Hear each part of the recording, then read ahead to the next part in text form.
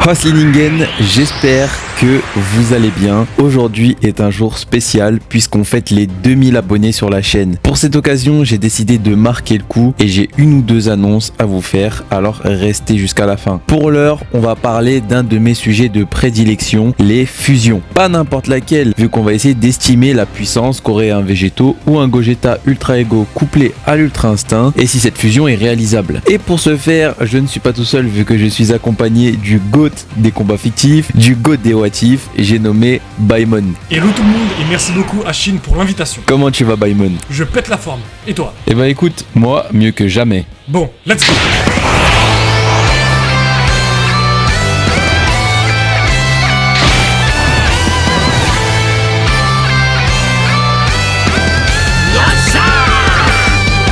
La fusion est l'atout ultime de Goku et Vegeta, que ce soit la fusion Potara ou la fusion Métamol. Cet atout est tellement cheaté que l'auteur a donné l'Ultra Instinct et l'Ultra Ego à Goku et Vegeta pour leur éviter de tout le temps y avoir recours. Parce qu'une histoire où Goku et Vegeta annihilent systématiquement leurs adversaires en fusionnant n'est sûrement pas très intéressante. Ces nouvelles formes divines permettent à Goku et Vegeta de provisoirement se passer de la fusion grâce au pouvoir exceptionnel qu'elle confère. L'Ultra Instinct et l'Ultra Ego sont deux nouvelles formes qui apparaissent dans Dragon Ball Super. L'Ultra Instinct est atteint par Goku, qui a réussi à surpasser Jiren, le guerrier qui serait plus fort que son propre Akashin. L'Ultra Ego, quant à lui, est une forme atteinte par Vegeta dans le manga, où il a réussi à mener d'excellentes prestations contre Granola. Mais elle reste insuffisante face à la puissance écrasante de Gas et aussi du nouveau Freezer qui a réussi à les démonter en un seul coup de poing. Ces deux nouvelles formes sont capables de rivaliser avec des personnages ayant des niveaux Akashin, puisque Jiren lui-même est dépassé dans la suite du manga. Mais Beerus resterait le plus fort des Akashin, et même plus fort que Goku en Ultra Instinct dans l'arc super-héros. Vous l'aurez compris, ces transformations donnent des capacités complètement dingues à Goku et Vegeta. Pour autant, malgré leur progrès faramineux, ils restent des êtres non seulement capables de les vaincre, mais aussi de complètement les écraser. En bref, ils ont encore pas mal de progrès à faire avant de s'asseoir au sommet du verse. Vu la distance constante qui les sépare de Beerus en termes de puissance, si un jour un ennemi capable d'écraser Beerus apparaît, et c'est très probable que ça arrive vu que Dragon Ball est un shonen, Goku et Vegeta auraient pas mal de soucis à se faire, alors ils n'auraient que très peu d'options pour répondre à cette menace, parmi lesquelles il y a la fusion. Mais quel genre de power-up apporte la fusion et qu'est-ce que ça donnerait si cette fusion combinait l'Ultra Instinct et l'Ultra Ego?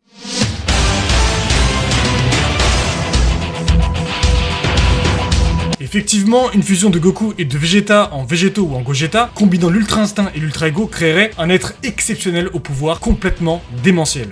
Récapitulons, une fusion de Goku et de Vegeta en forme de base, en termes de power-up, est déjà au-dessus du SSJ Blue, alors quand cette même fusion passe en SSJ Blue, elle est déjà sûrement au-dessus du niveau de l'Ultra Instinct ou de l'Ultra Ego, toujours en termes de power-up. Imaginons si cette même fusion utilise l'Ultra Ego ou l'Ultra Instinct. L'écart de puissance qui la séparerait de son niveau en SSJ Blue serait pareil que l'écart qui sépare Goku Migate de Goku SSJ Blue, par exemple, ce qui est complètement dingue. Alors maintenant, imaginons si cette fusion combine l'Ultra Ego et l'Ultra Instinct. Végéto ou Gogeta, sous cette forme, pourraient être des milliers de fois plus forts que lorsqu'ils sont en SSJ Blue. C'est juste énorme.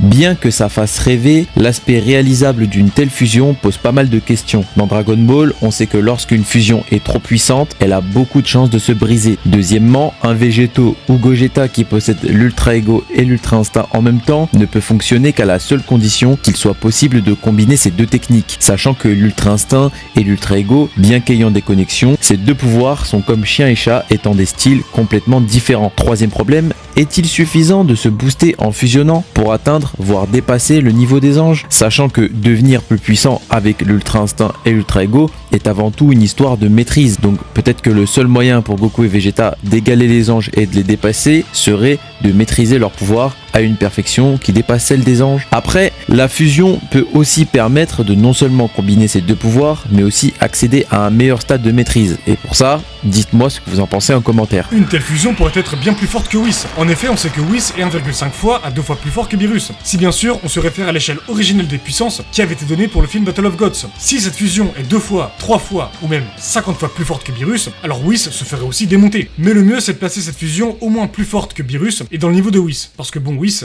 c'est quelqu'un quand même. Donc bon, je te remercie pour l'invitation, ça a été un honneur pour moi d'être sur ta chaîne. Quoi qu'il en soit les gars, abonnez-vous à sa chaîne car il fait d'excellentes vidéos. Et sur ce, je vous dis bye bye.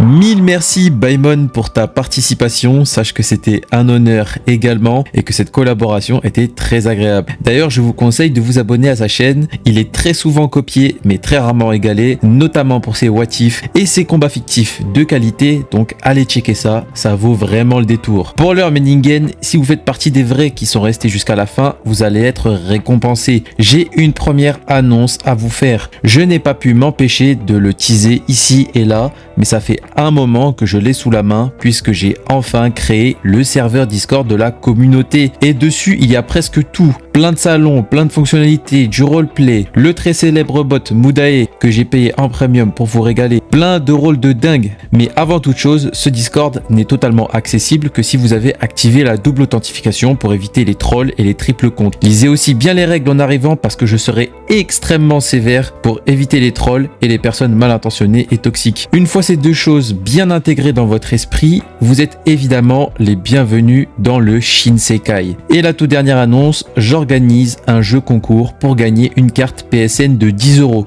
Donc avec ça, vous pouvez payer l'extension Sparking Zero, vous pouvez payer le PS Plus ou un jeu d'occasion sur le Play Store. C'est un petit geste pour vous remercier de la confiance que vous m'avez portée. Pour participer, rien de plus simple. Vous allez commenter sous le dernier post de l'onglet communauté votre pseudo Discord. Pour faire un compte Discord, c'est très simple, vous verrez. Alors, pas de panique, ce n'est pas premier arrivé, premier servi. Je ferai le tirage au sort ce week-end pour laisser le temps aux gens de participer. Ensuite, j'ajouterai en ami l'heureux élu à qui j'enverrai la carte cadeau. La vidéo arrive à son terme, j'espère que ça vous a plu. Si c'est le cas, lâchez un like et abonnez-vous pour voir la suite. Jane Ningen.